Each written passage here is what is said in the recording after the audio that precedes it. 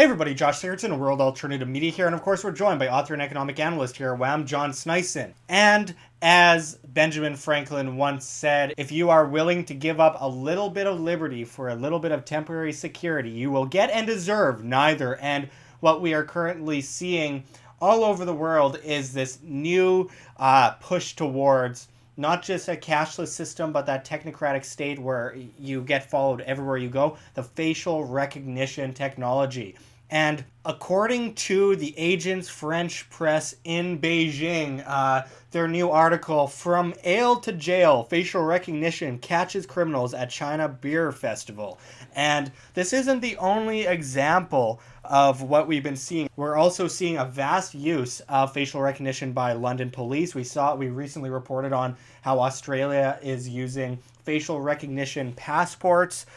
There's facial recognition on smartphones, Samsung, iPhone, the new iPhone 8. Your face could become your password. And yeah, a lot of people will say convenient, but convenience is always the excuse of authoritarianism and totalitarianism, and it's no different in this case. So yeah, there's convenience. Oh yeah, you can catch a few bad guys here and there, like I said, if you're willing to give a little bit of liberty for a little bit of temporary security. And one thing that I can't help but notice is that they can literally put on a database every single place you go all over the world, and of course, and even if you're off the grid, even if you don't have a cell phone or any chip or anything, which they want to implement as well, but China is on the forefront of this technocratic society, as we went into with Patrick Wood a few months ago in Montana at the Red Pill Expo. Patrick Wood, who of course authored the book Technocracy Rising, talked about how back in the 1970s, China was pulled into the world order by people like Kissinger, and then on to Zbigniew Brzezinski at the rollout of the Trilateral Commission. And ever since has been propped up as the new power center that's being shifted slowly towards. And in this case, it's no different because, of course, they're pushing the cashless society, and now they're pushing facial recognition. John, you have some history in this kind of technology and understanding it. Can you go into that? Well, yeah, I've worked in and out of CCTV systems for the last 13 years, so I've been there ever since. I remember one of the first really extreme ones before facial recognition was the motion recognition cameras, and we installed them at this highly secret location where you literally, as soon as some movement happened, it could actually zoom in on your face. Like, it zoomed in, so they had constant control over who was approaching whatever the door or whatever it is that they were looking at. Now, of course, with this new facial recognition software, there's companies out there that provides you can download 20,000 faces, for example, for university, do whatever you want with it, but you can download up to 20,000 with the older systems, but now with the newer systems, you probably could do way more. And of course, now with cloud technology, you could just have a server on a cloud somewhere with billions of faces. Absolutely, right? And this has like about a 98.1% accuracy now. Oh, it's even more than that. Some of the better ones. So what's crazy here is that what they could do with these things. For example, if they say, we want to stop Josh and John as soon as we move around in downtown or wherever we are in the world, these systems could be linked together, and who knows, with today's secrecy and everything, who knows what they're up to. You got to remember, when you look at these systems, I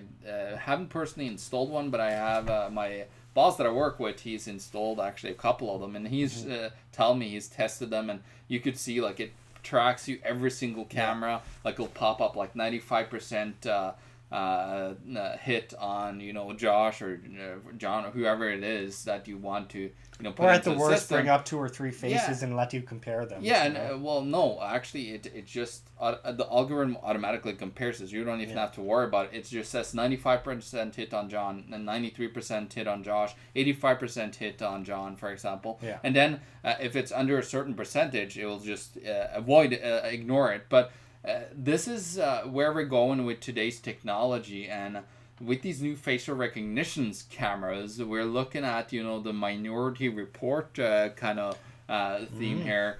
When Tom Cruise walks into the mall and suddenly his what he's been looking at on his computer. We have it on our computers already, but with they're scanning his face and his retina, suddenly they just shows him, commercials that are adapted to him, for example. So this is the push, of course, on the marketing side. But then with terrorism, being the big threat out there, they want everybody to, move towards these applications. Because these applications, think about it, Josh, it'd be such tracking a movement of humans on such a massive scale that, if Hitler ever had this, he would have exterminated millions upon millions of more people if he ever had a system absolutely, like this. or any dictator or authoritarian that has power over this and wields it. And China, actually, I wanted to just mention one more example in China where Alibaba has launched Smile to Pay facial recognition, a system in KFC. So you pay with your smile, you look into a camera, and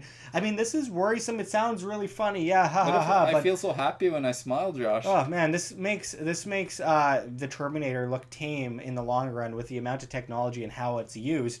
I mean, this is straight out of an Orwell book, but it capitalizes on what Orwell says and makes it much worse. And, we are going to see this continue to roll out. There was the Aadhaar system in India where they take retina scans, fingerprints, etc. And obviously for years, I think London capitalized on this a lot over the years in the streets where they had facial recognition. It's getting to the point where it's just part of popular culture. They have TV shows, people walking on the streets, traced everywhere. They're conditioning people.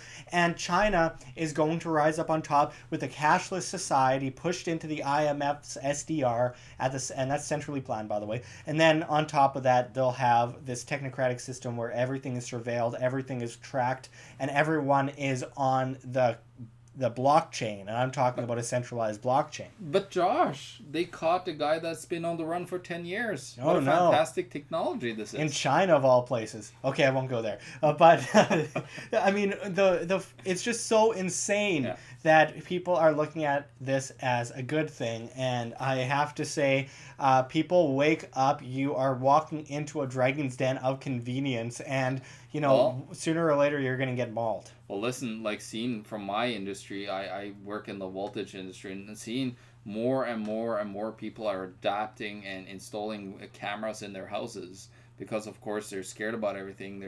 Nobody's trusting each other anymore. Where I live in Sandy Hook, like I don't have very much technology whatsoever. Sandy Hook, Canada. It's trust. It's all based on trust in the community. Where did that go? And this is what's been pushed by governments and everybody to, distrust each other, always be afraid of, what's going to happen to you when you travel. Like, even I, feel like maybe I don't want to travel to the Middle East anymore. Like, why would you want to travel to the there's Middle beautiful East? beaches there. Okay. There's lots of interesting history of the fight between the Muslims and the Christians to see. But anyways, this is what they're pushing. They're pushing this fear and trying to, condition you into accepting all this as natural. Accepting the state. And yeah, it's the number one thing you should be in fear of is the state and what they're planning next. And fear of things that the state creates in the first place shouldn't bring you to bow down on your knees to the state even more. And they want servitude, and that's exactly their agenda in all realms of life. And it's about time that people say, look, I'm onto you. I'm onto what you are doing. You're trying to create or lay out an agenda that puts us in complete servitude, and it reminds me of so many sci-fi movies in the past, and we're walking into it. And unfortunately, a lot of those sci-fi authors gave a lot of tips to the state because they're using a lot of what we used to think was science fiction. Well, listen, we as human beings, we can basically dream up almost everything. Look at what they talked about back in the day. A lot of it is here today, and it was looked at as sci-fi. Never happened. Cell phones were in Star Trek. Yeah, well, listen, this is what's gonna happen. When we can dream it, we can make it. And of course, when the government can dream it, they could try to impose it on you. So this is what we should really fear. This is 1984 all over again. It was a fantastic year, 1984. I was born. But it was unfortunate to be used as such a horrifying, glorified and used by the governments today. It's like a playbook for them. Absolutely. So this is what we need to get really worried about, and we need to de-technologize ourselves and start trusting each other more. This is ridiculous where, this whole movement is going of this trust and, protecting ourselves, because I'm seeing it. I'm there, I work with the intrusion technologies, all this stuff, and I read the magazines from the companies that are creating this, and they're all talking about all the fear about terrorism and everything, and how we need to implement more and more and more of this technology. Put up a camera above your garage. That'll stop the terrorists. No, just put it in your house so that you could be watched all the time. Yeah, it's insane, and obviously we're being watched through Google, through our smart TVs, our Androids, our iPhones, etc., etc., etc., and there's no end to it, and it just continues to grow in size and scope. And just reject collectivism, folks. Judge by the individual. Stop falling for these old tricks, because just because they say it's for the greater good of the greater number, it's for the greater good of the establishment controlling you, and it's for the benefit of them as you suffer at the curb, and it's a horrible thing. Here's the last lesson. Governments always end in either or, usually fascism or communism at the end game of it. That's where we're heading if we don't stop this insanity of trusting the government to take care of us. Absolutely. It's one form or another of collectivism, that's for sure. So thanks for watching, everyone. Kind of a sad report, but hey, as long as the more educated you are, the more positive this becomes, because you are able to avoid at all costs these massive intrusions. So thanks for going into this with us, John. And until next time, this is Josh Sigurdson. Oh, you wanted to say something? And use balaclavas. Use balaclavas. Okay, yeah. Antifa or something? Sorry. Anyway, until next time, this is Josh Sigurdson and John Sneisen signing out from World Alternative Media. Find the truth. Be the change. Now to sound like an auctioneer. Thanks for watching, everyone. Check the links below. GoFundMe, Patreon. We can't do it without you. Any donation is very much appreciated, especially as we are so vastly demonetized and censored by YouTube as they bring in the Anti-Defamation League to flag all of our content as hate speech. Also check our Bitcoin address in the description in the comments, as well as on the screen for you to scan if you please. And don't forget to check me out at Josh Sigurdson at Steemit.com. That's Steemit.com, the future of social media, where you get paid via cryptocurrency, Steem that is, by the upvote and demand of your post. It's bound to take out the dinosaur social media, so I hope to see you there. But until next time, check out this word from our sponsor. Are you looking to exchange a large amount of US dollars? Don't overpay with the bank on currency exchange. Think outside the bank.